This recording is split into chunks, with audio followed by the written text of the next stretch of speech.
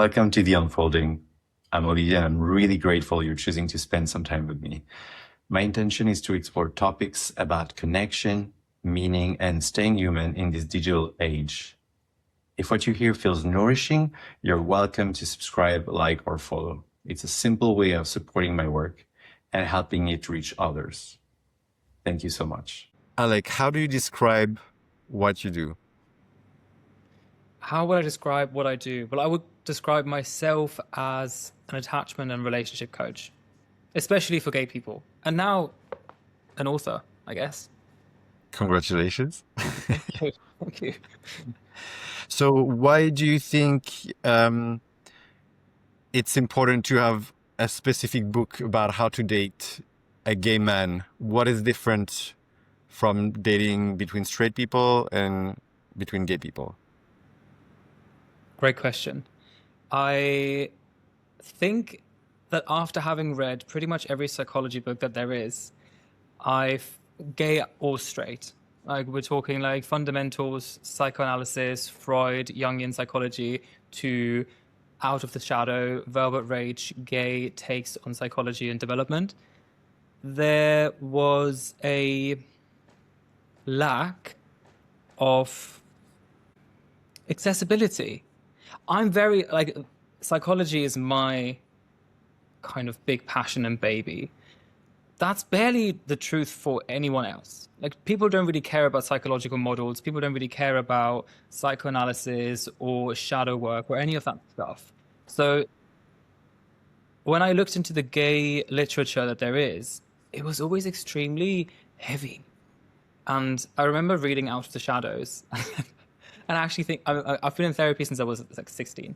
So, and I was thinking, reading that book years ago, if someone read that book, not having a therapist to talk to about the book, it sent me down like triggers. So then you've got the other category of like dating advice and pop psychology online. And I thought, you know what? That's mostly targeted to straight people. And there is a big difference in the development of gay people and straight people. Why not bring it all together and write a book, How to Date a Gay Man, that kind of talks about attachment styles and communication tools that are relevant for everyone, but through the lens of the gay experience. You say that the development of gay people is different than the one of straight people. What do you think is so different about it? Well, the inherent development isn't necessarily that different. It's more the sociological aspect that changes it. Like the minority complex of growing up gay. We talked about this previously. It's when you're, especially at school, like I think gay people can really relate to the experience of feeling different.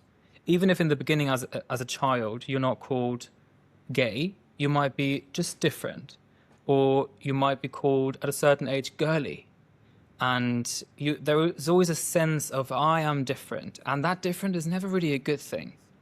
So then you start to kind of develop shame around that. And when you enter your teenage years, which is a very crucial developmental phase for children and teenagers to connect and to discover arousal and to discover erotic attraction, sexuality, that's not really same-sex sexuality, isn't really celebrated. So while you've got your straight counterparts having their first crush on a girl, having their first crush on a guy, and it's like boys versus girls, and you go to your mum asking like, hey mum, like I want to take this girl out, and she's like, yeah, this is how you got to treat a girl, and you make sure that you're kind and make sure that you treat her this way, and then you go to your dad and your dad is going to be like, yeah, girls love this, like make sure you're a man and like you're a gentleman, all these things. You can't really go to your dad and ask him how to suck a dick, you know. That's not really how that works. So that's a big difference, which leads to us gay people kind of skipping those teenage years and living through them in our 20s, almost a decade later. So it's a delay.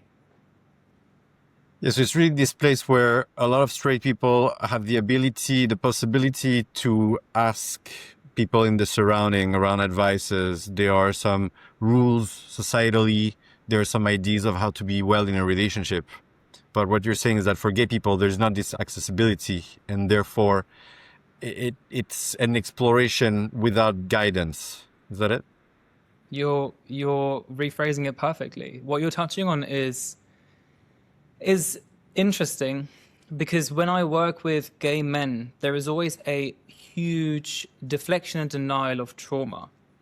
And oftentimes people associate trauma with something that horrendous having happened to you, and like a sexual assault or a death or rape or like really intense big T trauma.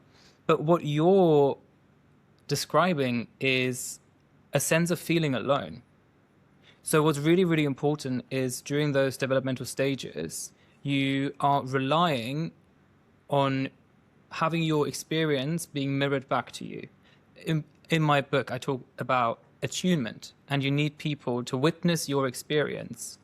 The gay experience is usually not really witnessed, and trauma also happens through what didn't happen to you. So if you didn't have a safe space to explore who you are, who you like, what you like, without having to hide it, feeling like you need to hide it, feeling like you're all alone in this, feeling like there's something wrong with you, and then never having that kind of reflected back to you, like, hey, that's okay. Look, everyone else is doing it. That's okay. That's the experience that's missing for us, and that in and of itself is traumatic, a complex trauma. Yeah, I can definitely remember that growing up, it was not something that was really available. Like being gay was more something that was talked about here and there. There was a few characters on TV about that. I knew there were some people that were gay around me, but it was not really something that was talked about comfortably. And the place where I found some kind of knowledge around it was because I had access to the internet. I was the first generation to actually have access to the internet as a teenager. Porn was not as accessible as it is today. So that's not really what I went into, but I used to go a lot on forums, conversation forums, chats and stuff like that. And I would sometimes pretend I'm somebody else on some chats. And then also on forums, just going and read a lot and asking questions, because I was very curious about these kind of things. I wanted to understand. I wasn't really clear or sure of what it was for me, but I think that's something that really supported me. And somehow I wish that there was more clear guidance or more, maybe mastery is not the word, but maybe a sense of wisdom that I could access to, like a wisdom of like, how do same-sex relationship can work. And it's true that in my experience, a lot of the first dating experience with guys, it's almost like there was some that were quite romantic, and there's also many that were just rough and not very respectful. And I can see that this is a difference from what some of my other friends have experienced that were not gay or queer. What do you think is the reason why that was different? I think, as you said, the fact that there was not necessarily a guidance, but of course the fact that it was perceived as shameful as well. So I had to hide a lot. And I think that was really the hard thing for me, that I was just feeling a lot of shame. And maybe there were some people that would have been open to talk about it with me. Clearly, like I remember my sister had a friend that was queer, and I could have maybe spoken to her, but still it was not really that was spoken about. Like I would see this friend often, but it was not a subject that we would talk about. Well, I think that nowadays in today's world, Western world, because of all the TV shows, from started with all the Glees, and then Now to the Heartstoppers. Sex Education, and now Heartstopper. We've got Heated Rivalry at the moment. Yeah, exactly. So there's an abundance now of this kind of content. And a celebration of it.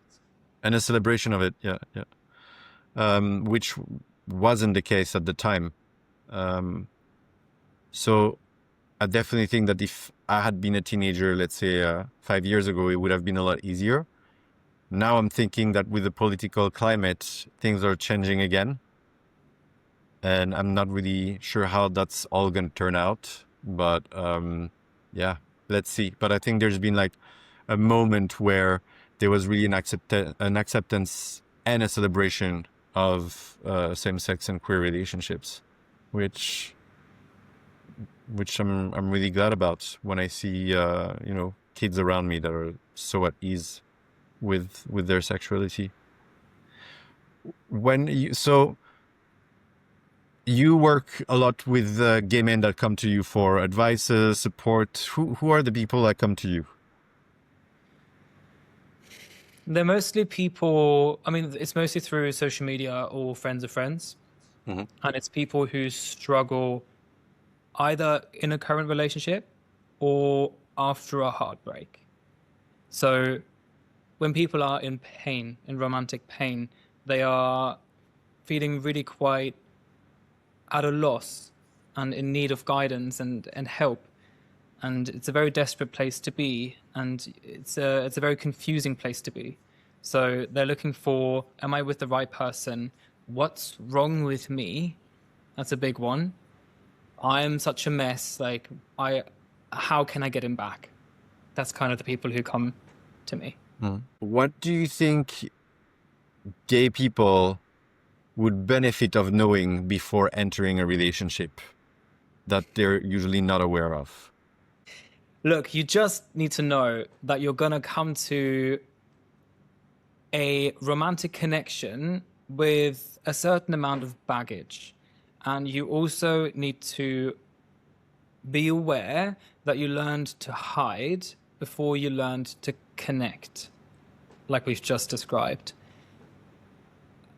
Trying to connect from fear and shame is really quite difficult. And I would encourage everyone to examine the relationship they have to themselves before they seek to be soothed through the connection of someone else. I think that's like the bottom of the the tip of the iceberg. tip of the iceberg. Yeah. What do you think? Yeah, I agree with that.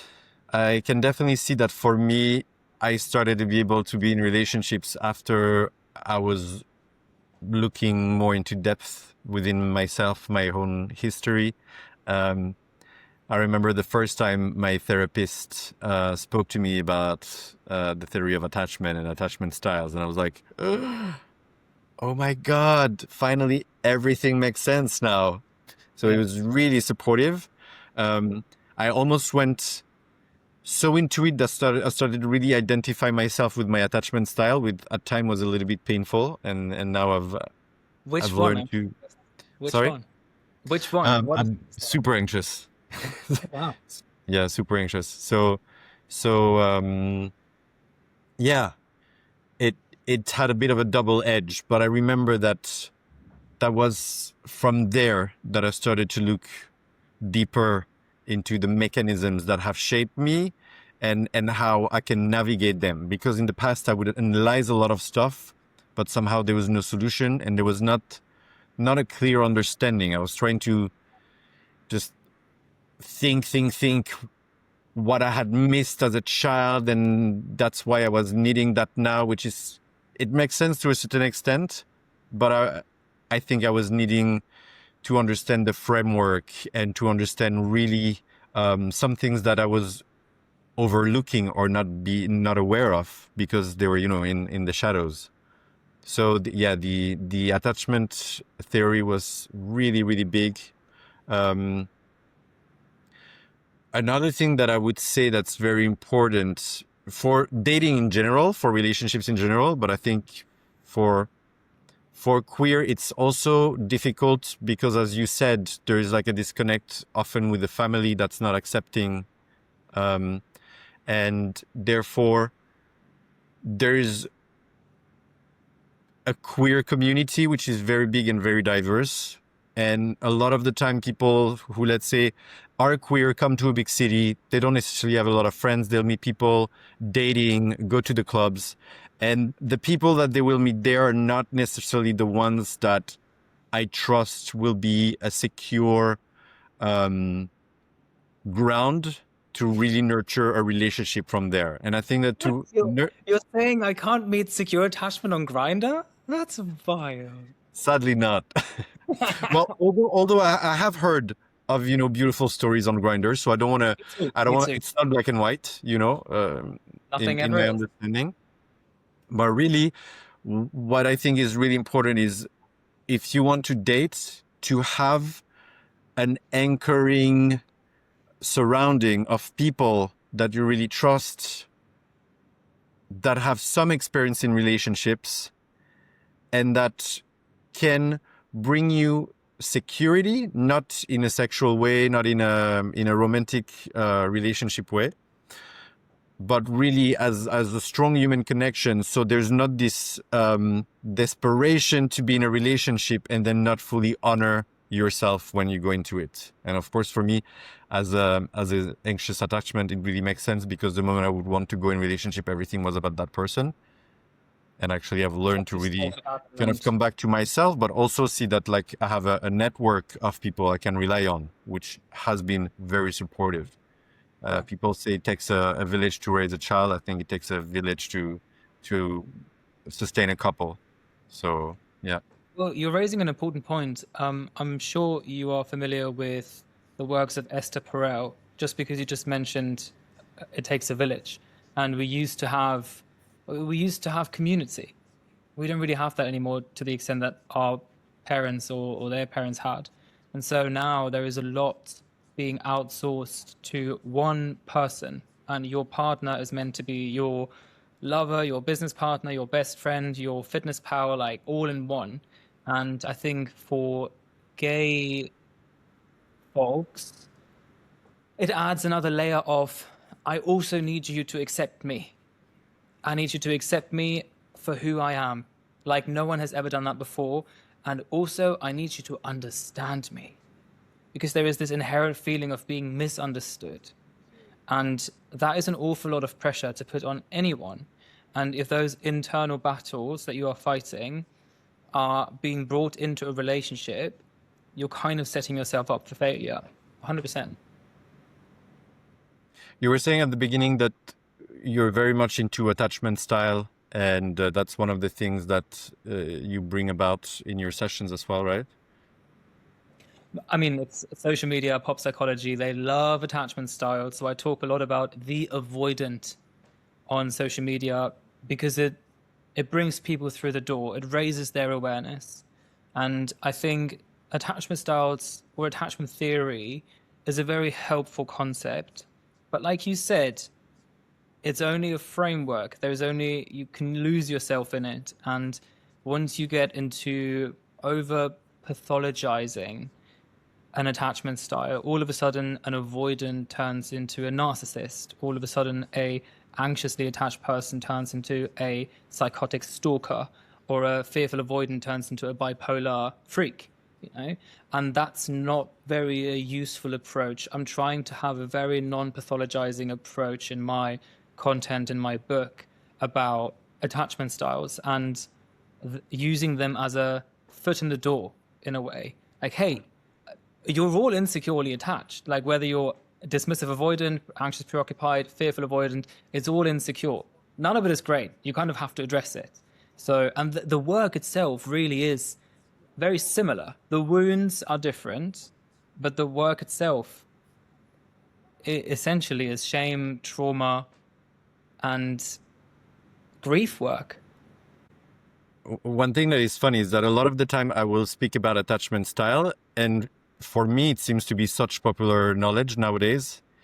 And actually, it isn't. A lot of people don't know about it. It shocks me. It shocks me. I'm like, well, doesn't everyone know about it? And they're like, what's an avoidant? And I'm like, what? Can you make us like a little overview of attachment styles and what makes an attachment style? Attachment science is basically the idea how you relate to the world. So it was John Bowlby who created it, and it was further that there's been not experiments, but studies with children like infants between the ages of 1 and 2, around that age, and their mothers, and them having been put in a room and then separated for like 20 minutes to see the children's reaction. And from those reactions, they've identified 4 core attachment styles: a secure attachment style, an anxious preoccupied, a dismissive avoidant, and a fearful avoidant. And those early experiences of how you relate to your caregivers are shaping the way you relate as an adult in intimate relationships, according to attachment theory. So you have a secure attached individual would have a secure sense of self. So it doesn't fear abandonment, it doesn't fear rejection, it doesn't fear betrayal, because it knows that I'm okay on my own. I'm okay and you're okay. A anxious, preoccupied individual would be really quite terrified of abandonment. So the center of gravity is kind of outsourced to the caregiver back in the day, or to the romantic partner. I need you to be around, to pay attention to me, to feel okay, to feel worthy, to feel lovable, to feel like my survival is ensured. It's all survival strategies. A dismissive avoidant would develop a certain sense of hyper independence. Like, okay, I'm okay, but you're not really okay. Like, you're really emotional, you're demanding too much. I'm better off on my own. Like, I'll just take care of myself. You take care of you, I'll take care of myself. And if you need me to take care of you, I'm going to shut down. And then we've got the fearful avoidant, which I talk about in the book, especially through the lens of the gay man's experience, who is also called disorganized attachment. And the worldview is kind of, I'm not okay and you're not okay either. It's a very disorganized, and there is a big lack of trust, lack of self-trust, lack of the trust of the other person, and just the world can't be trusted. So that obviously is a recipe for very unstable relationships, and it leads to, there is the typical anxious avoidant trap, which you have this anxious individual that is very under-boundaried. I'm going to give all of myself to you, and I'm going to be the best partner, that you're going to have the best sex with me. I'm going to love you like no one ever has before. And then you've got the dismissive avoidant, who is so self-reliant, and they admire that about the DA so much, the dismissive avoidance so much, and they seem so regulated, and they seem so calm and steady. I love that about them. And the DA loves this like emotional, loving care. But then once they're together for too long, or they start to actually build an intimate relationship, it starts to attack the opposite side of their attachment system, where now what I've loved about you in the beginning, I loved how emotional you are, I loved how caring you were, now you're too caring and get away from me. And why are you now all of a sudden demanding that I too am this emotional and I give you love? It creates very unsatisfying relationship dynamics. Is this something you've experienced yourself? Every single one of them, Olivier. Are you kidding me? Why do you think I wrote a book about it? I've gone through hell, and the people that I dated went through hell with me. So all of what I've been writing about was really a decade of really toxic, anxious, avoidant dynamics, and trying to make sense of it all. I mean, I've been a very confused child and a very confused teenager, and I've been bullied for like a decade. I've gone to very, very dark places, and I never What really about the understood. bullying? Just for being gay, just girly and gay and a faggot, and I don't know, like beaten up at school, beaten up at bus stops, just cyberbullying. Like when the social media networks came out and like were pretty fresh, I've had a terrible time at high school. It was awful, and I've never really understood why. I never really I understood that they were bullying me for being girly and that they were bullying me for being gay, but it made my experience miserable. And then obviously that would create so much shame. And I had really bad panic attacks. And I couldn't even, like, attention felt so exposing. Like going in front of a class and having to hold a presentation, there was a point where I just couldn't do it anymore. And I remember, like, being 16, it got so bad that my parents were like, hey, we need to kind of, we don't, my parents too didn't understand what was going on with me. So I was really, it was a sense of big disorientation and confusion. I was like, no one understands what's going on with me. Everyone says there's something wrong with me. Everyone is laughing at me and bullying me and showing me that there is something really quite wrong with me, but no one can tell me what it is. And my parents, bless them, they love me to death. They still do. And they were like, everyone's just jealous of you. The typical parents are like, no, they're just jealous. And I'm like, I couldn't even make sense of that. It's like, why would they be jealous if they hate me and they have nothing to be jealous about because everyone hates me? Like, what would they be jealous of?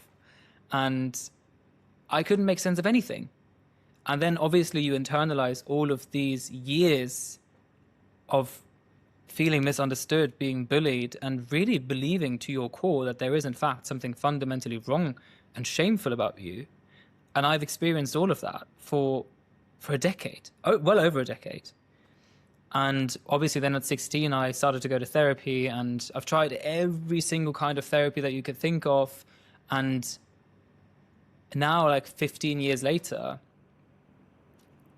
I just think, I didn't think I was going to make it, to be honest. I mean, I've had like attempts, and I didn't think I would ever be 30 and be happy. I'd never thought I could be happy. I always thought that my life would be miserable and spent in hiding. I don't remember if... do you remember Desperate Housewives? Because I remember vividly my brother, my mum and I watching Desperate Housewives. And there was this... Like this... The house... Maybe it was Bree's husband? I'm not sure whose husband it was now. But he essentially turned out to be gay. And then he left. I think that was the son of Bree. No, the son as well, but there was also a husband. And I remember thinking to myself, that's going to be my life. I'm going to marry a woman, and I'm going to have children, and then I'm going to have an affair with a man in secret. Like that's... But I was, I mean, I don't know, like 13, 14, 15 years old at that time. Super damaging. That's so sad. And then, yeah, obviously... I came out at 20, really quite late. So I left school, I moved away, horrible, like I needed to leave the environment. You know how they say the environment that made you sick can never heal you? So I hated where I grew up anyway, for obvious reasons. And I had always found solace in my bedroom online. And I would read, I mean, I studied psychology at school already when I was doing my A-levels. And I found an odd sense of clarity and understanding through psychology. All of a sudden, I could make sense of the world. All of a sudden, there were frameworks that I could apply with timestamps. Like, I remember Erik Erikson's psychosociological model having developmental timestamps. And then a decade later, I would go back in my own therapy, going to those times and seeing what went wrong in my own development. And it was 14 years or 15 years of really brutal hard work on myself. Because then you introduce moving away, coming out. I lived in LA. I had a sexual awakening in LA at 21. And then I spent all of my 20s in London. And I have made a whole bunch of experiences: anxious, avoidant, fearful avoidant, super traumatic, very dangerous, in hiding, ashamed, you name it. Like, most gay men can relate to this. And this is kind of the queer experience. And I thought, having come out of it like I have, I almost feel this responsibility and this desire, to be honest, to put something out there that would have helped me 10 years ago. And it would have helped me to make sense of what's going on with me. It would have helped me to have a role model out there who can kind of tell me, hey, there's nothing wrong with you. It's just like you're different. You're not the problem though. Your behavior might be creating problems for you, but you're not the problem. Like everything is right. Like you're completely fine. Let me take you by the hand and show you how this life is going to look for you and how you can make sense of it all. Yeah, so really what you've been needing is a knowledgeable, compassionate presence. Just a witness. Just a witness. Yeah, why do you think I've been in therapy forever? Because I still see the value in someone witnessing my emotional experience. I still see the value in having weekly secure attachment modeled to me. I don't need to be even my therapist, she's told me plenty of times, she's like the one that I'm with now, I've been with for over 3 years. And she's like, yeah, you don't need therapy for the introspection. Like, I just want you to know that you can always leave. And I'm like, no, I know. I do think it's valuable for someone who has never had secure attachment modeled, either in family of origin or in romantic relationship. It's important for me to really, like, after having earned my secure attachment, I want to keep it up, because there isn't many queer people who have, in fact, earned secure attachment. They will always say they have, but if it comes down to it, can you stay regulated when it matters most? This is in conflict, and this is during sex and during stress, those three. If you can stay emotionally regulated, if you can stay present, and if you can stay secure, then yeah, great. But how many queer people can you name? Not just queer people. I don't. Oh yeah, sorry. People. You know, actually, like I get a ton. I work with a ton of straight people. Like straight men will come to me, saying like, "Hey, They will introduce, like, I have a form that you can fill out to apply to work with me, and it will always be, hey, this is my dynamic. I am this attachment style. My girlfriend is this attachment style, and these are the struggles that we're having. I need help.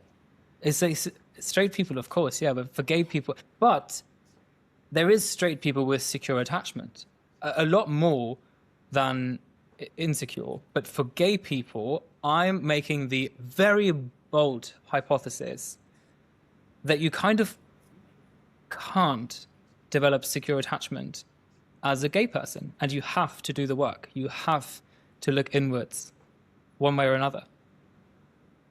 What are your thoughts on that? I'm very curious, because you obviously work with lots of people, so I'm very curious to hear your thoughts. The thoughts on secure attachment in straight people? Gay people, yeah, straight and gay. Where do you see the difference? What have you observed?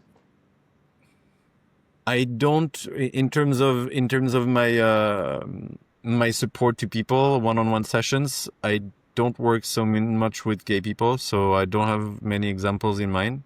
Right.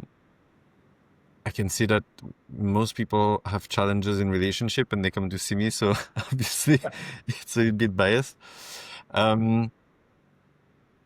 My understanding is that there's more queer people that are looking for security in attachment, for sure, because of all the reasons we've mentioned. Yeah. I can really see the beauty of having a therapist or a coach or someone that's regularly there, just as you are. Because as you said, if we don't have a secure attachment, where do we get the taste of it? Where can we model something like that? And I think that can come also with a therapist that there's a trust and a connection with. Yeah. I'm wondering, for someone who has been dating, let's say someone like a gay man that's in his 30s, been dating all his 20s, doing all the apps, doing all those things, struggling, ending up with chemsex, which is very common. And that wants to start doing things differently. What would you tell that man? What's the struggle you would like me to address? The relationship struggle, the addiction struggle, the overall struggle? really the overall struggle of like, what are the steps that if you're a gay man struggling with relationships a lot, what are the steps to go through in order to start building a secure attachment style? I'm literally just developing a series on that. So it's funny you say, like, what are the steps to build secure attachment? I think it could be boiled down into 4 steps. First of all, take a break.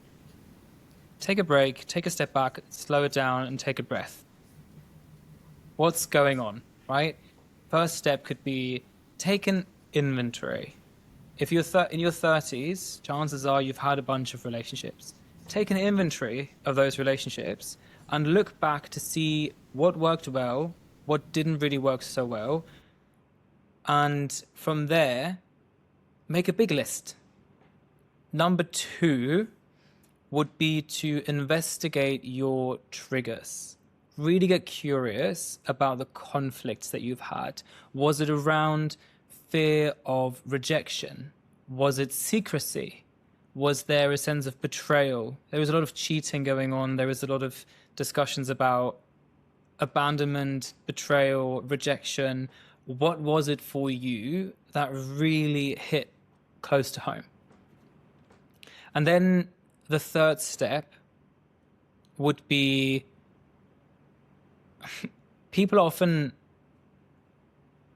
avoid this kind of work because, or they even avoid relationships, not because they're afraid of intimacy necessarily, not because they're afraid of the relationship itself, but because of what they turn into. And they would always tell me, I'm a mess. I turn into this psychopath. And that's step number 3, like really realizing you're not turning into a psychopath. Let's look at those triggers and trace back, do some inner child healing, maybe some shadow work, really look at the rejection, the perceived rejection, the betrayal, the abandonment, and see a therapist, see a coach, like an attachment-informed, trauma-informed, shame-informed coach that you relate to, that you feel safe with, and investigate those triggers, consume content, read books. But there comes a time, though, where you can only see so much, you can only journal so much, because like you will know, if you want to do shadow work, you're relying on projection. You can't see your blind spots. So Can you explain a little bit what is shadow work for people that don't know about it? What does it consist of? I struggle to make these, to explain these theoretical models in a really simple way. Because I tried to, a friend of mine, he saw my book and he was like, oh my God, can I read it? And I said to him, like, sure. And he goes, I understood the whole book and I thought it was great, but what is shadow work? And like that was my biggest fear, because I wanted this to be accessible and I wanted people to understand everything without having to be into psychology. So the simplest way that I can explain shadow work is you have yourself, and this is Carl Jung kind of developed the model of the psyche and shadow work. And he explained that you have yourself. This is your authentic core, who you are. But your authentic core is really quite fragile. And then you have your ego, not what we talk about as the ego in terms of, oh, you're arrogant, you've got such a big ego. That's not really what that is. It's more a protection. So the ego identifies as what you aren't. So I am not gay, for example. I'm not gay. That's your ego.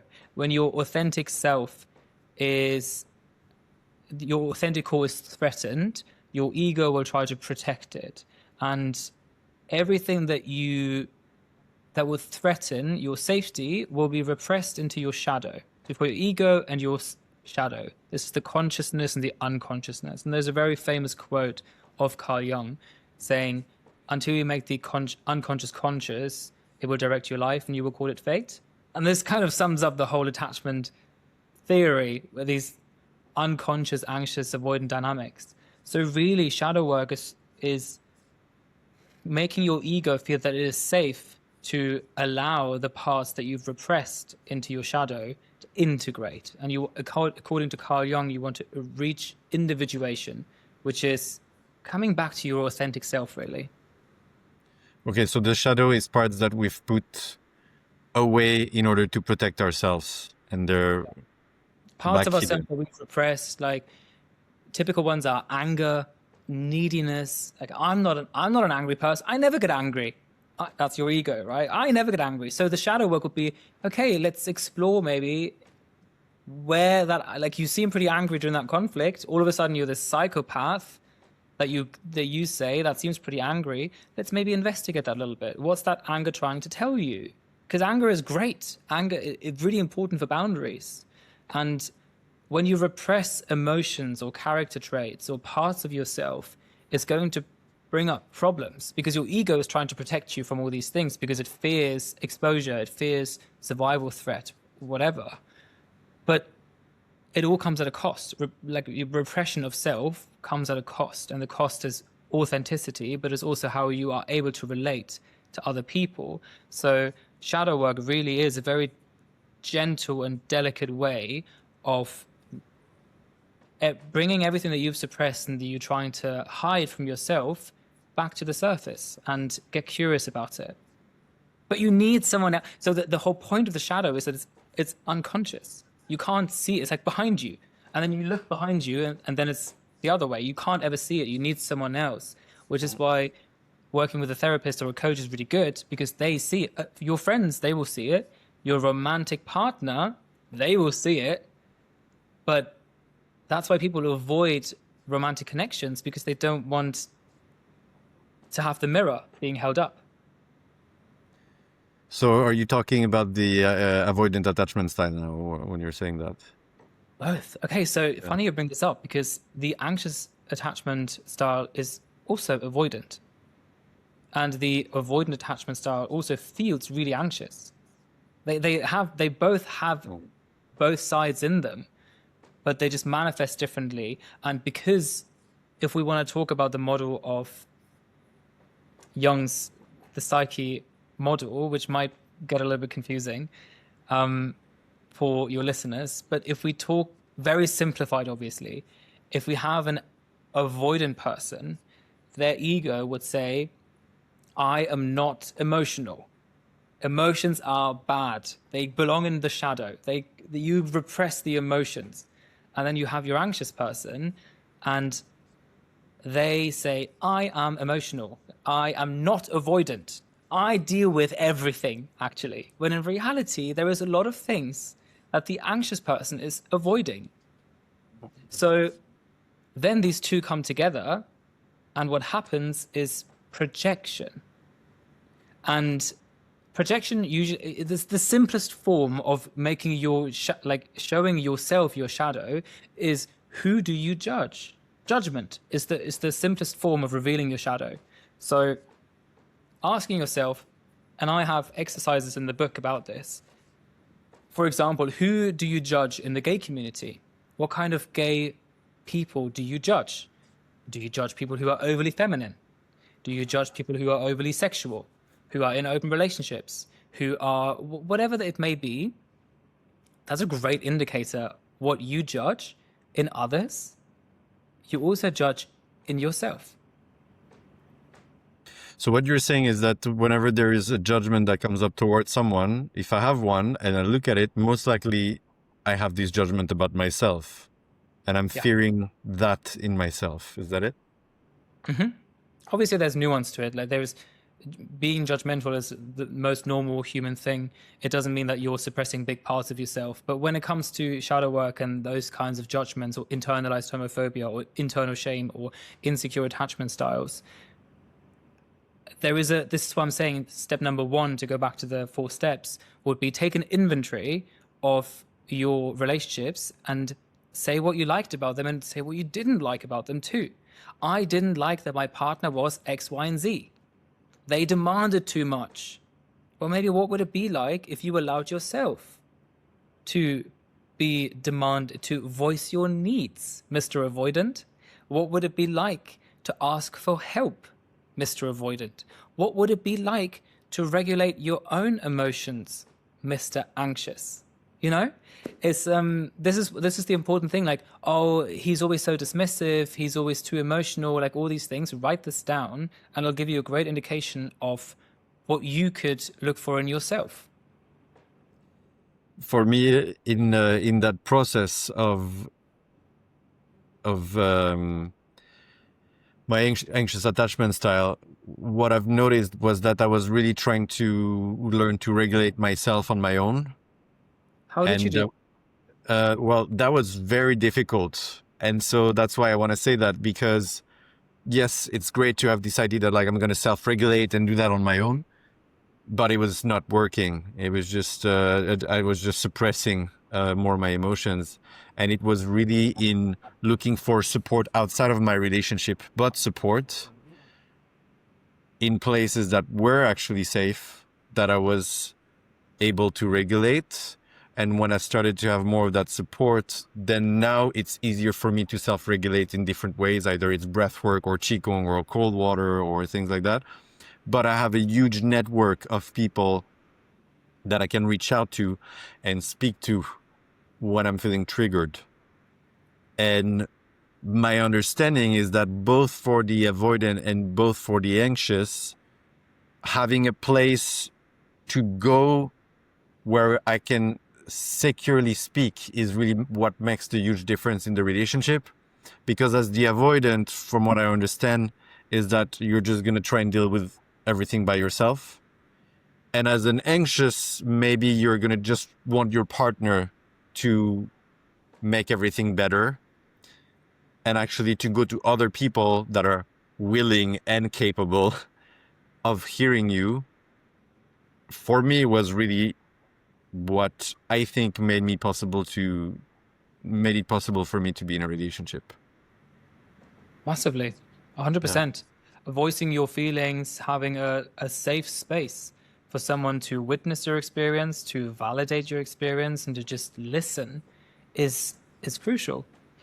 It's funny because people have the misconception that only anxious individuals are struggling with emotional regulation, but avoidant attached individuals struggle the exact same way. It's just it manifests differently. So for the anxious, they will be very vocal. They have very visceral reactions and very vocal reactions about how you've hurt my feelings and how he's being so mean and such an asshole, and whatever the anxious person will say, like, give me attention, like, why are you treating me like this? This kind of dysregulation.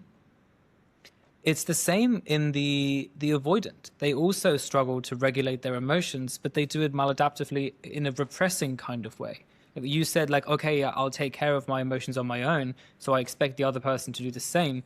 But they actually don't take care of their emotions, they just repress them. But repressed emotions are still there. And just because your nervous system shuts down, doesn't mean that the emotions are gone. It doesn't mean that the emotions have been processed. And so it's really important for insecurely attached individuals to understand nervous system regulation. You mentioned incredible state shifters, what we call state shifters, like an ice bath, that's going to shift your nervous system state. What's always really important for me is because people then think, okay, and I am, you know, we've talked about this before, like I am a big lover of breath work. I even love an ice bath. Like I make use of all of these state shifters.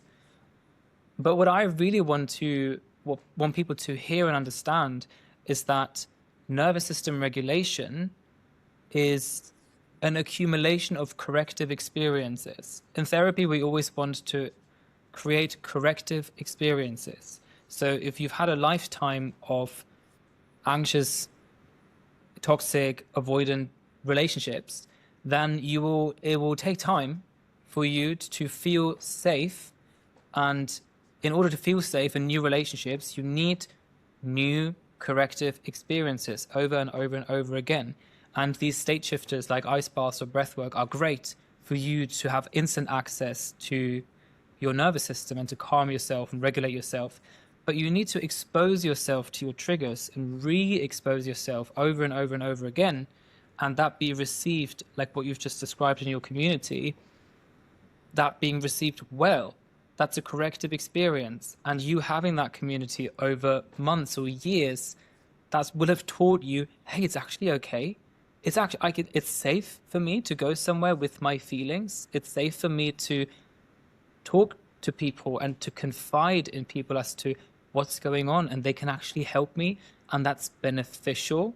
That's a corrective experience, and we need more of those. And that is nervous system regulation, because then your nervous system can relax. So once you've regulated your nervous system and you're ready to date, what are the places where you want to date, and how do you date? Okay, so this will kind of be step 4 now. We've done the inner child healing, we've done the shadow work, we've done the nervous system regulation in step 3. You are now aware of your own patterns, and you have moved in an ideal world. You are now secure. You've earned your secure attachment, and now you're ready to go out into the world for step number 4, to get your corrective experiences in and date again and re-expose yourself to the dating world, right? I think whatever is doable for you. If you are in a place that is very gay and it's a metropolitan city like New York, London, Paris, Sydney, and you can just walk out your house and there is gay people everywhere, maybe you don't even need to try the apps. I'm never one to judge or to demonize dating apps, but I will say that if you are looking for secure attachment, dating apps might not be the best way to find it. People who are securely attached are not really prioritizing dating. And people on dating apps are often on dating apps for, I want to phrase this carefully, but negative reasons. I like the saying, you can't, a negative mindset won't create a positive outcome. And most people go on dating apps because they feel lonely, or because they feel disconnected, or because they feel horny, or they need validation. And those are not really beautifully authentic ways to connect with other people in an authentic, romantic way. They are great ways to meet people. They are great ways to find connection. They are also great ways to just get sexual experiences in, if you're doing it in a safe way. But someone who has done that for, you said we're talking to someone who's like in their 30s. They've probably been doing that for 10, 15 years. I think, and I always encourage people to look for corrective experiences and to kind of re-pattern, like create new patterns, right? Obviously your approach hasn't worked so well, so maybe let's try a different approach. In my book as well, I talk about reconnecting with your inner child and creating a fun inventory and thinking about what was fun to you back as a child. Maybe you like to draw. Like what did you like to do as a child? Do you remember? Yeah, building dams in the little stream near my house. And now you're swimming in Hampstead Heath's pond. Yeah. You're already doing it, and you've found men to do that with every week. You know, this is what I'm saying. It's really worth looking at yourself and your life. Dating is always dating issues are always a symptom. The cause is mostly a huge disconnect within yourself and a misalignment in your own life. And once you figure out what your values are, once you figure out what you actually want in life, then you go into that alignment and you do things and you find communities and activities outside of your work, outside of your own me time, and you connect with people through joy and like intrinsic motivation. You're gonna end up meeting people who you might build friendships with, or maybe you fall in love with. But the goal, you shouldn't put the expectation and the pressure of going into a situation wanting to find your husband.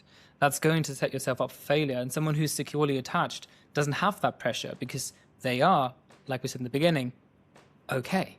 I'm okay, you're okay. So if your advice is that if you're going for dates, you want to go with the mindset of not looking for your husband, but just having a great time.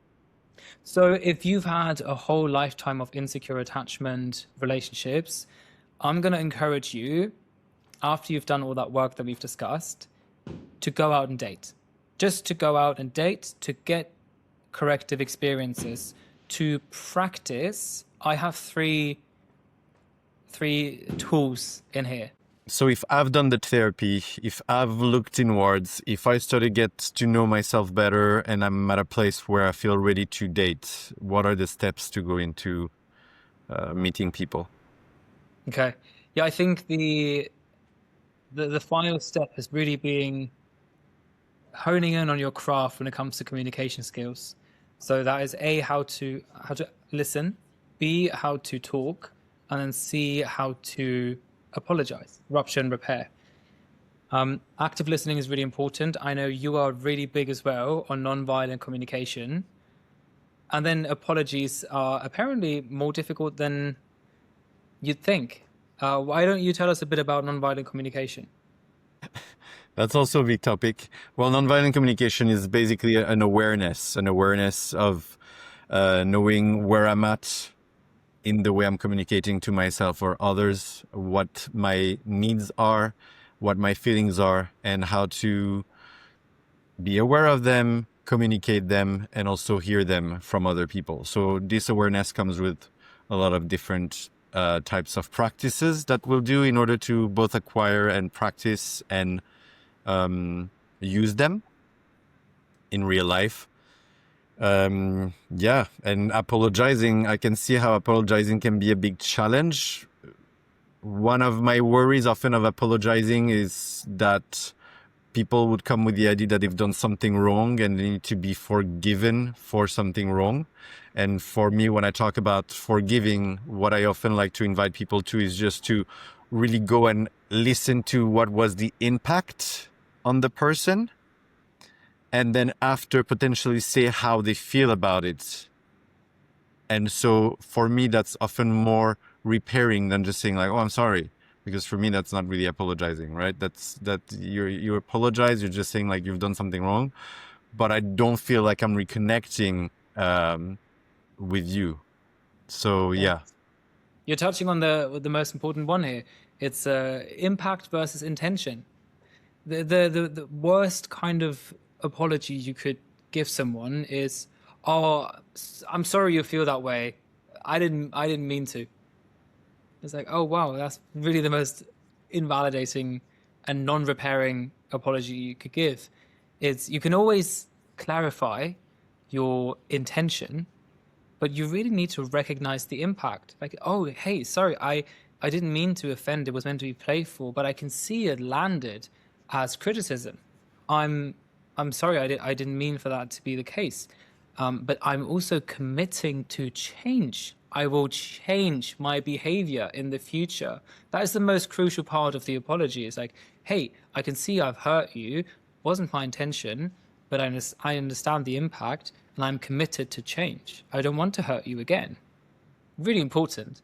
And yeah, nonviolent communication has been transformative for me as well, in terms of realizing, oh, I actually didn't know what my needs were.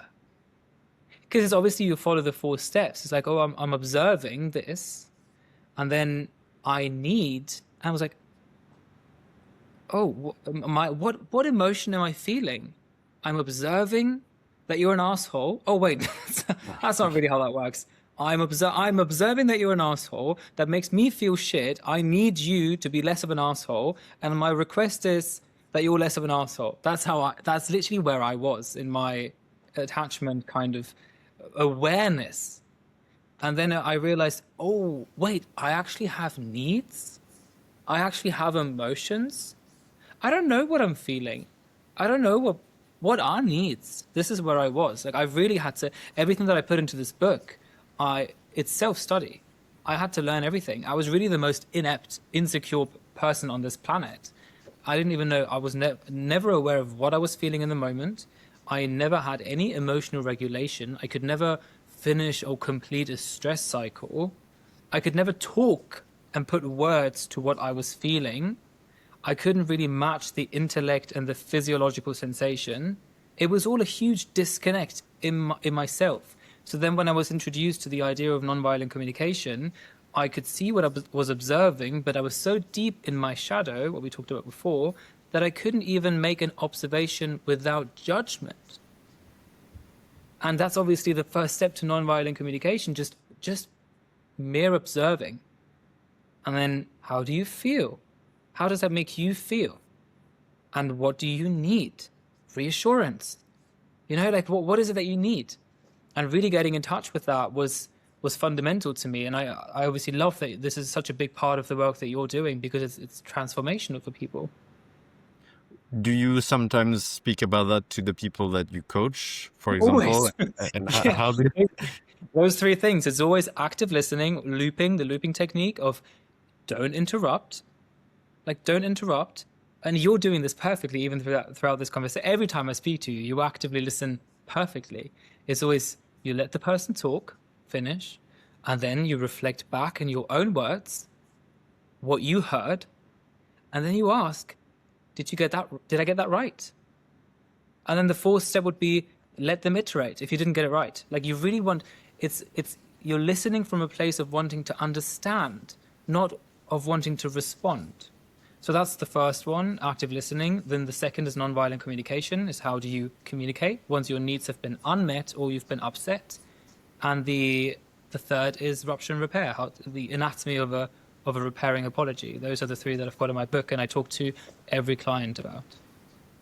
So back to your question. If I was to tell someone to go back out of the dating world, get really clear on those three, and your intention should be to practice those three skills with other people now. So you can practice, because then the question becomes, oh, how well or how comfortable do I feel in my boundaries?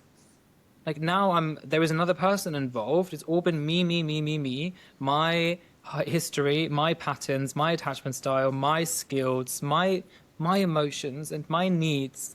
Now we're going to re-expose you to someone else. And that's going to cause some friction. How well can you tolerate that friction? Now we need to build your capacity. And those tools are really, really helpful to build that capacity in a healthy way.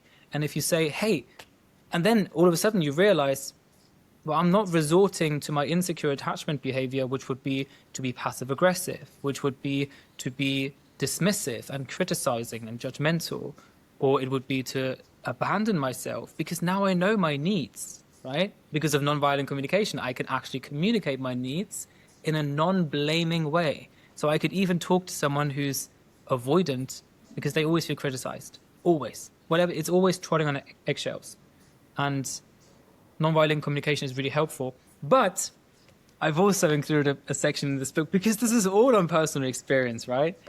And one of my exes, who was so deeply dismissive avoidant, he requested of me to speak to him only using the framework of nonviolent communication.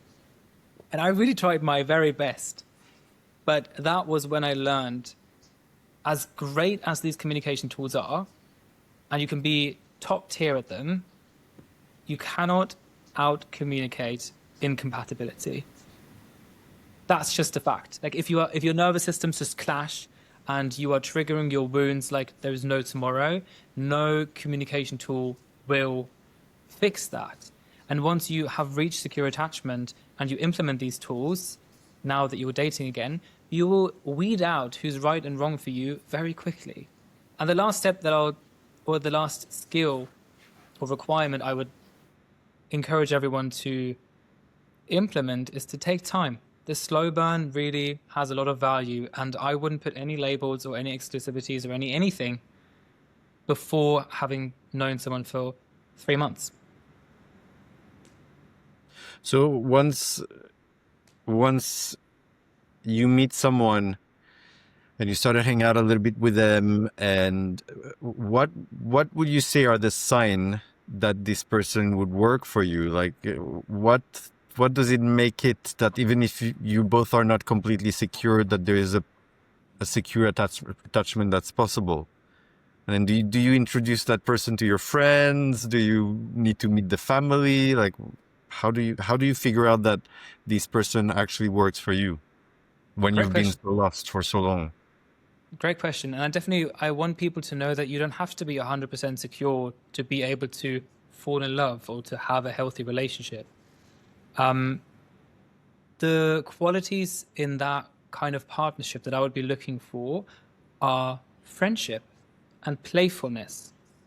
Are you having a good time? Do you get excited when you see that person, and do they too get excited? Are you like little kids who like play around all the time? Like that childlike energy and the element of friendship is probably the most important. There was a study, the Gottmans, they are obviously incredible researchers in their love lab, and they really underline the importance of playfulness and friendship. Can you be curious about the other person? The way that you fight, is conflict repairing? Does the conflict bring you closer together, or does conflict disconnect you? And there is like, it's really about, are you having fun with that person? Do you like them?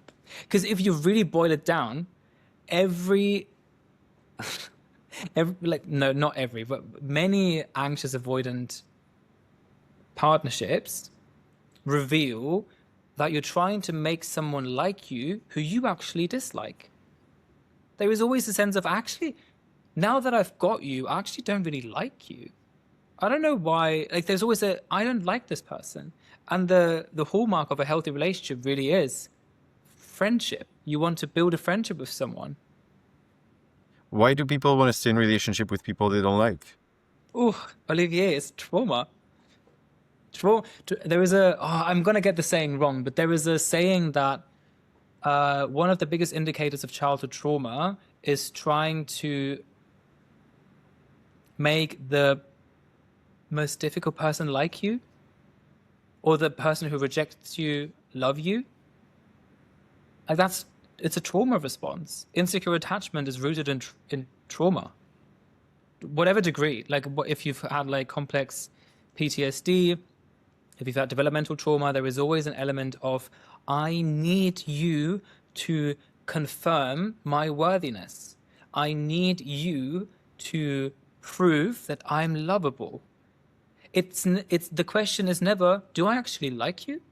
Do you align with my values? Do you make me feel curious? Do I admire you in a healthy way? It's always, do you choose me? Trauma. So what you're saying is that if you've been rejected by something, you're going to try and find love with people that have the same traits? Yeah. Well, I mean, you know this just as well as you're always trying to. There has been a familiar dynamic that you're replaying in your romantic relationships. So you've had attachment injuries and in your past, and maybe your caregiver has been dismissive, or your caregiver, you've been emotionally neglected. Emotional neglect is one of the biggest indicators of, or like roads to avoidant attachment. It's like you've been left alone, or you had to actually deal with yourself, with your life on your own because you've been neglected. That's how avoidant attachment develops, or fearful avoidant attachment as well.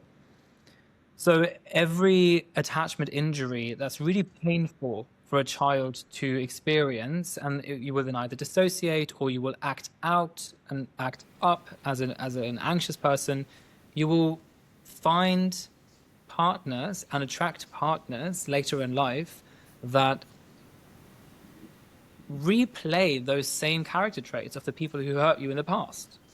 And you will then try to heal that pain by getting it right this time. This time, I can make him love me. I can make him choose me. This time, he will heal me and see me and care for me like he never did.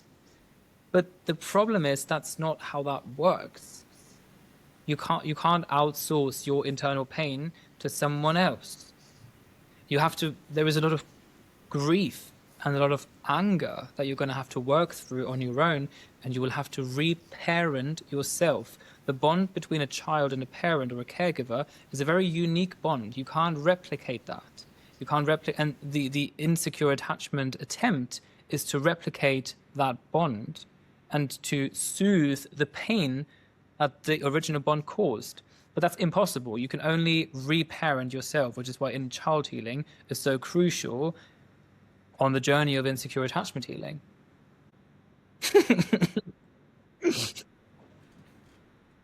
What comes to me when you were speaking was really my journey in my relationship, because I've been for 5 Tell years me, in a I'm so curious. I want to know everything.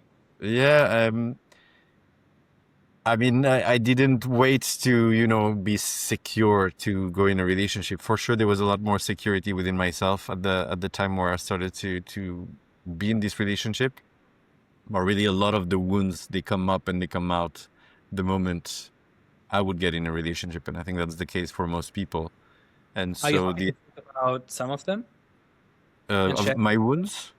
Sure, or like how they manifest or how they kind of show up Yeah, now. yeah. Really fear of abandonment, a lot of challenges with self-confidence, not feeling worth it, of love, and also being very demanding, wanting the other person to change. I mean, I can think of so many. Really, I think that the core is around abandonment and around me having to work really hard in order to be loved. So Earning love. yeah, really How earning love. how did you earn love? Like what was the approval? When did you get approval? When did I get like, what was the signal you mean in my relationships that I was being loved? Finish the sentence. My mum was proud of me when. Okay. Hmm. Yeah, my mom, it's a good one. Um, my mom was proud of me when I was supporting her and when I was being a good father to her, I think, Oof. something like that. Wow. Yeah. Yeah. I mean, yeah, that's a very common one. And Mm. another very common one, which I have not What is yours? the same, the same. Okay. It's I'm saying it's a common one because I've talked to so many gay men and or queer men. I know you identify as queer, so it's the queer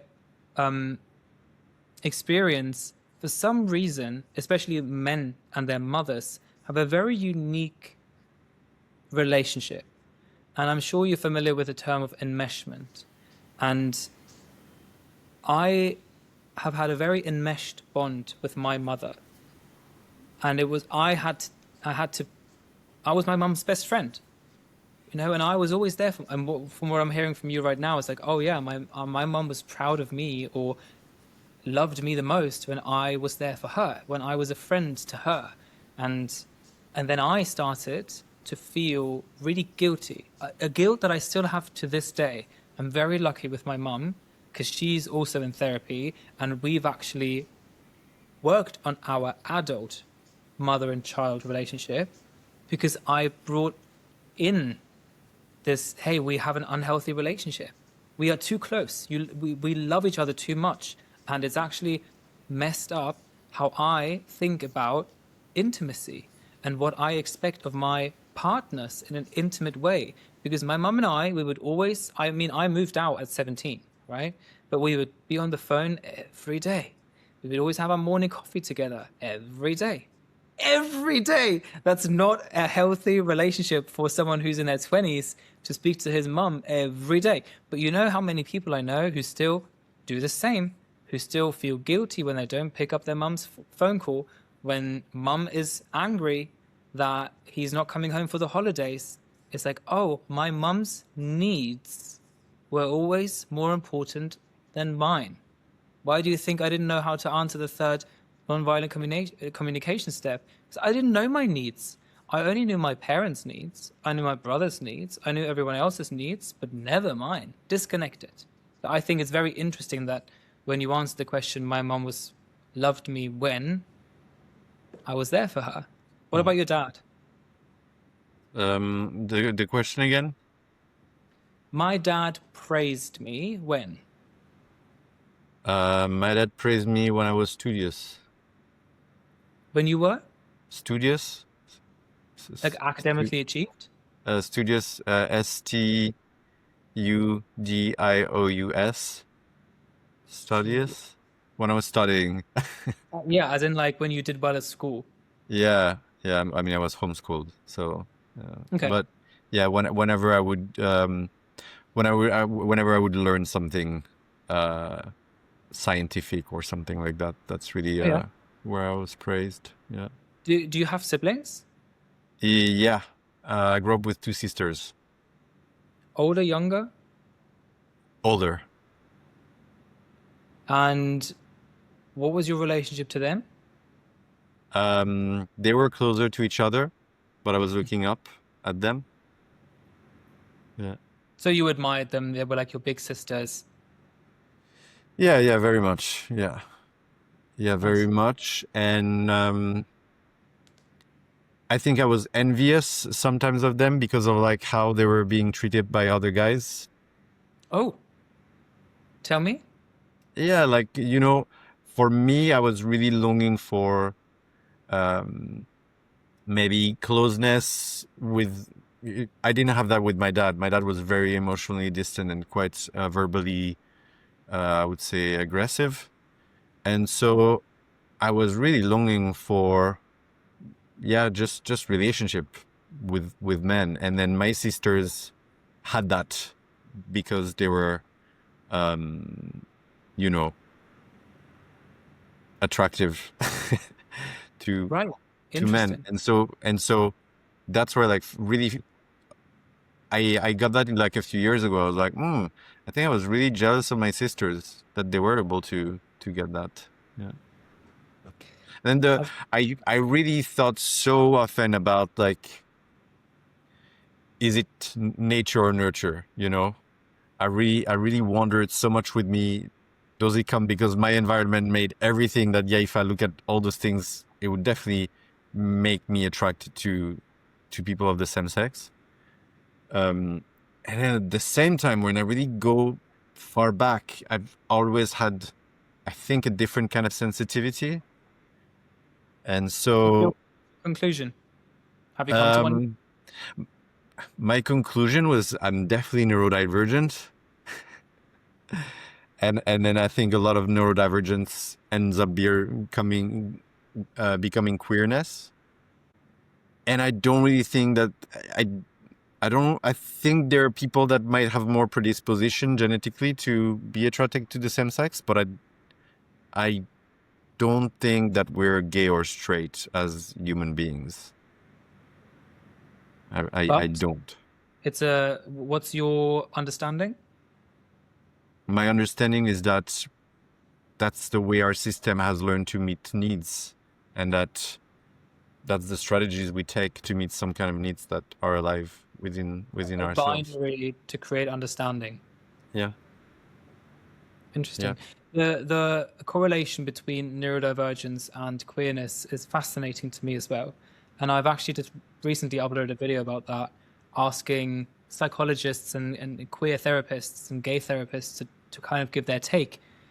So I'm curious that I'm loving that you just brought it up because it's such a correlation. The amount of queerness in neurodivergence and vice versa is astonishing.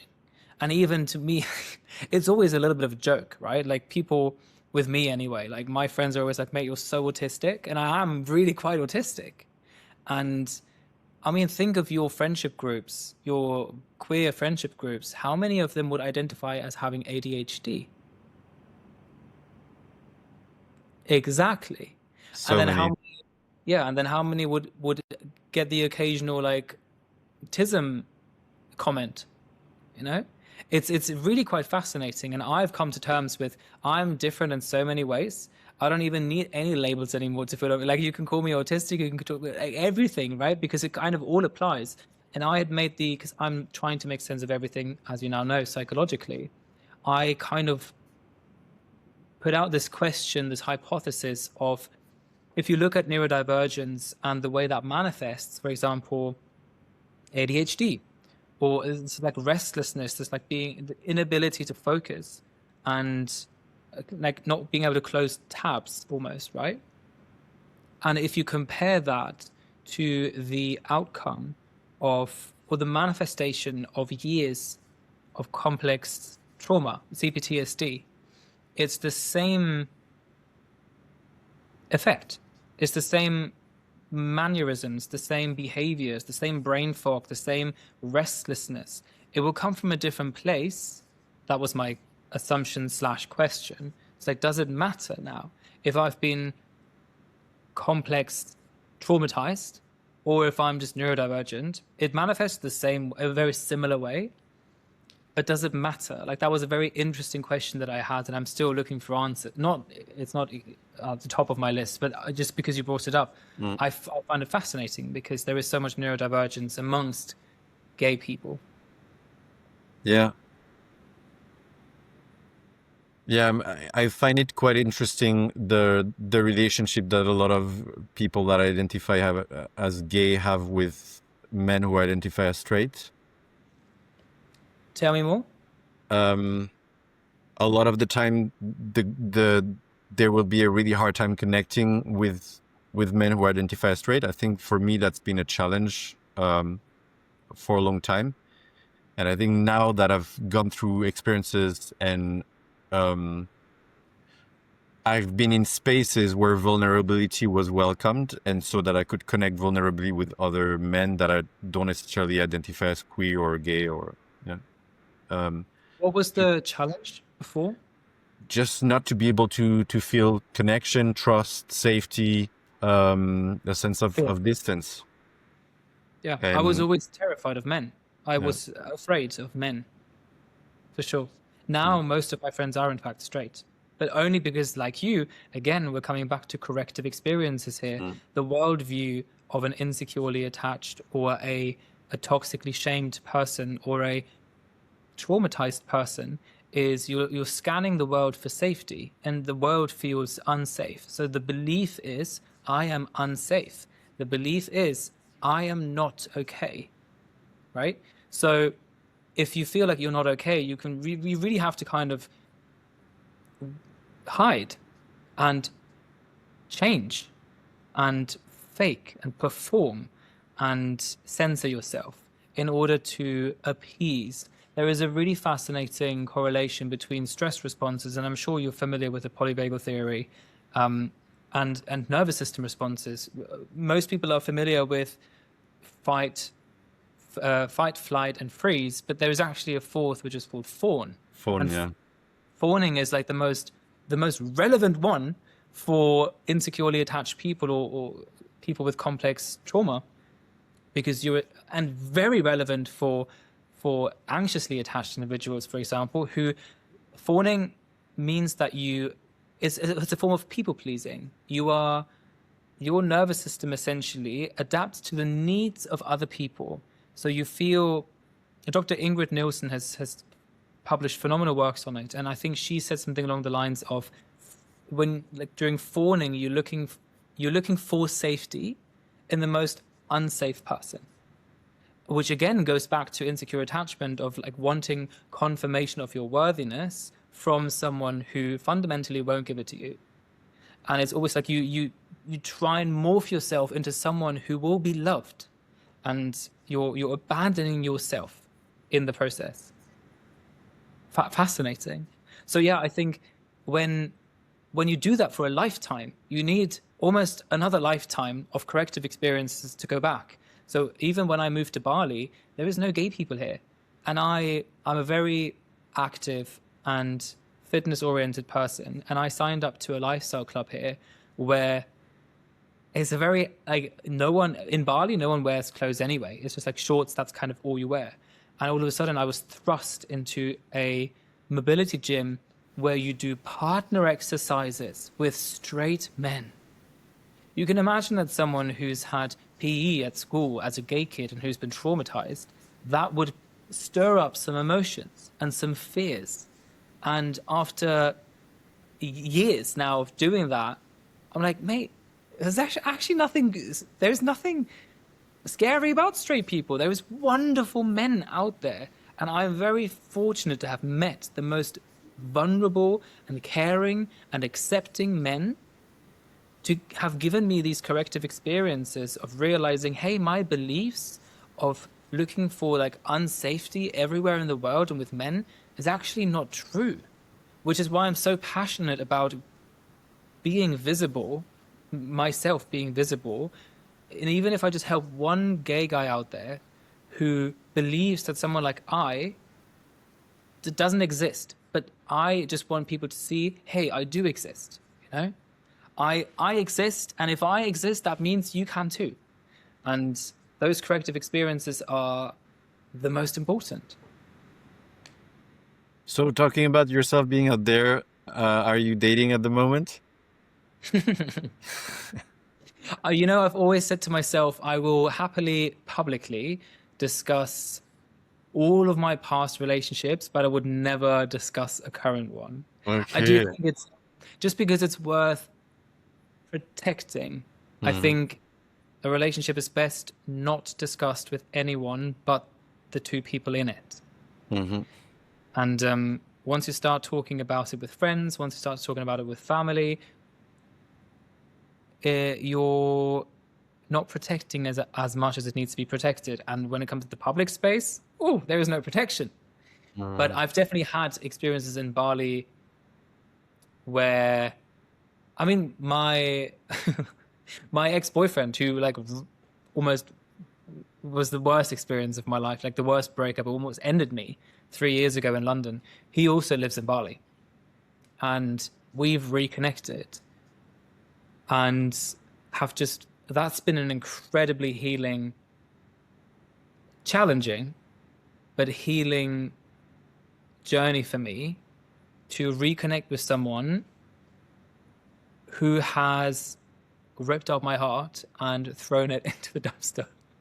And that was probably one of the worst like activations of childhood wounds for me that I've ever experienced. Like, we're talking to the point where my body shut down, ended up in hospital. I almost died from that breakup. It was like, heartbreak is not to be underestimated. So being able to reconnect with him and actually ironically coaching him through some of his relationship troubles has been really healing and incredible. It's funny you're saying that because about 10 days ago I was in Paris and I had dinner with my first love, and we're Oh very good yeah. friends now. And After a long journey of not talking to each other and be friends again, and then not talking again, and now it's been a while and we're good friends. We see each other once in a while, and it was really sweet because he was going through the process of grieving a relationship. Right. And And did you coach him through it? so one of the practices that I do in my supporting one-on-one with people is role plays. And Yeah. so I did a role play with him where I was his ex-partner, and yeah, Which is ironic, obviously. which I am, but a different one. And it was just really sweet, and to see him and to see me being in this place of supporting him in a completely different time brought a lot of perspective, and also it showed me how beautiful it is to also be friends with people with whom there used to be romantic love. Yeah, it's definitely not always possible, but if it is, it can be a really amazing experience. Yeah, and I think that's not something that we can rush in a lot of the time. For me, it took a lot of time to get through things and the whole grieving process. Yeah, And after that, I got to a place where I was like, you know what, actually I can be friend, and there's no ambiguity or weird things going on, weird thoughts. And so it feels clean, you know? Yeah. that's amazing. Yeah. What So have you you leave, taken from that relationship? Or sorry? like from all of the relationships? What have you taken from that From experience? my relationships, what I have taken? Yeah. What have you learned, essentially? What have I learned from my relationships? The thing is, I haven't had a lot of long-term relationships in the past. It was really difficult for me finding partners. I think for a few reasons. One is that I was traveling a lot during all my 20s. I was living in Asia and moving around a lot. The people that I would meet would do the same thing, so hard to stay in the same place. And also, I really hadn't looked at my wounds, and I was desperate for love. But the way I was dealing with all the dark parts of me was drinking, partying. So I was a big party guy. And so it's only when I was, I think, maybe 25 that I started going to see a therapist, which really made a difference. But at the time I was going like once every 2 months, thinking that Wow. that would be enough. And Everyone, I'm healed. yeah, I'll just go a few times. And I mean, it's funny because sometimes I have people that come to me for sessions and they think that they'll do like 3 sessions and they'll have everything Makes figured me feel out. revelation. Yeah. Yeah, I mean, hey, I live in Bali. People do one yoga class or one breathwork class, and they think, I've done a breathwork class. Now my nervous system is regulated, and I've done a yoga class in Ubud, and I'm healed. Yeah, that's how it works for sure. How is it living in Bali now? You say you live in Bali. It's not really an environment that's super gay friendly. Well, I mean, it's the most gay-friendly place you'll find in Indonesia, that's for sure. Gay people live here. I mean, I live here, right? And I have a couple of gay friends who also live on the island.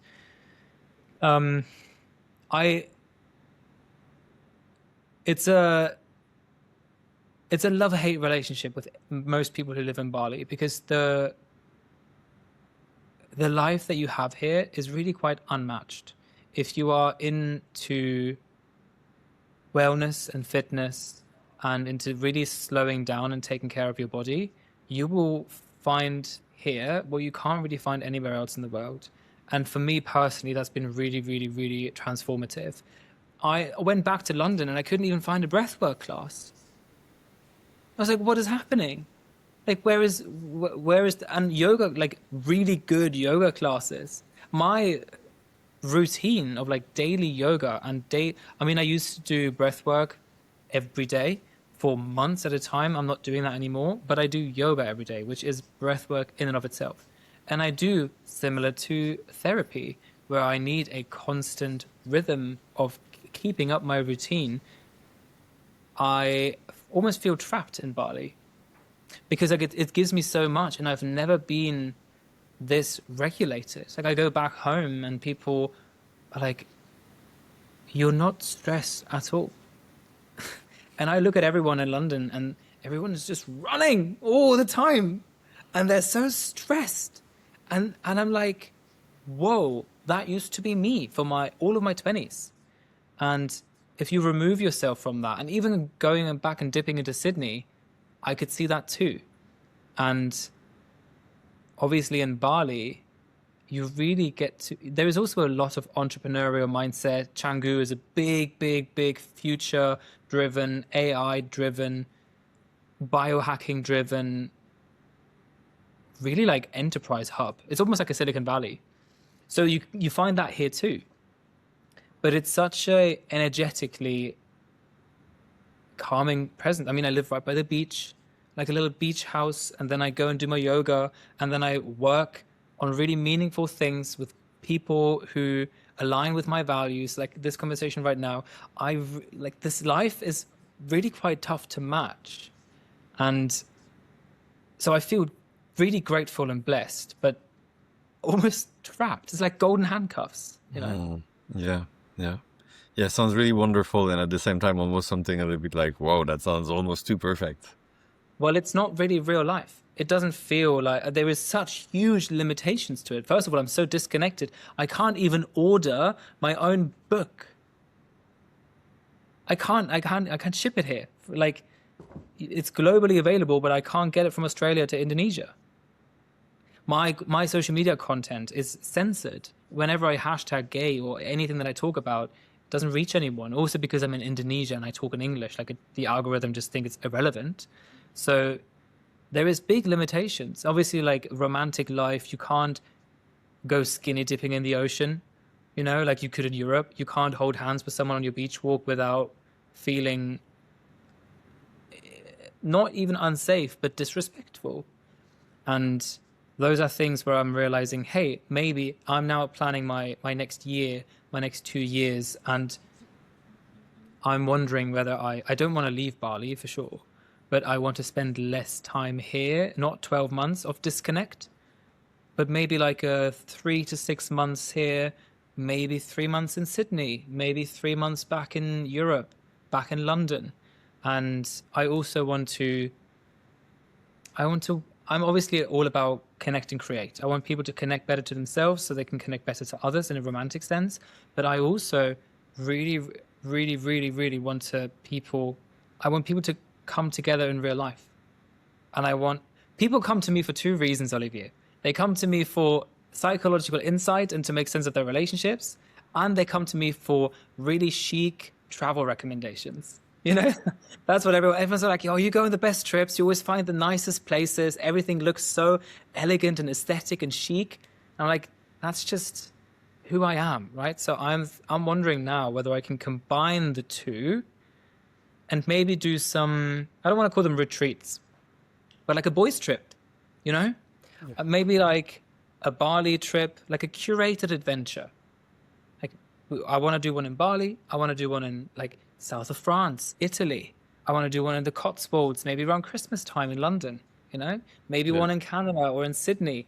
Like, that's what I'm so passionate about. And infuse, of course, we can have like a very comfortable and chic hotel or accommodation or a villa. But then I want us to connect and do some stuff together, like think of going to a burrata farm and learn how to make burrata with your bare hands, work on a vineyard, maybe do a focaccia making class, or like really connect to the earth as men and do some stuff together and accomplish something really simple.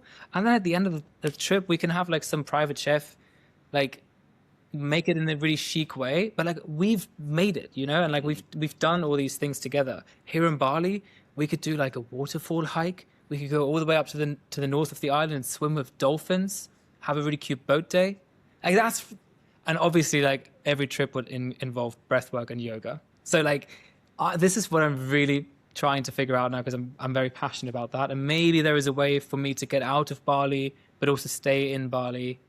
This is back to our beginning of the conversation where I feel like I'm in a cage, but I'm exploding with so many ideas and I just need to figure out a way to make it all work. You just went to Sydney for the launch of your new book that just came out, How to Date a Gay Man. That was London. That was London.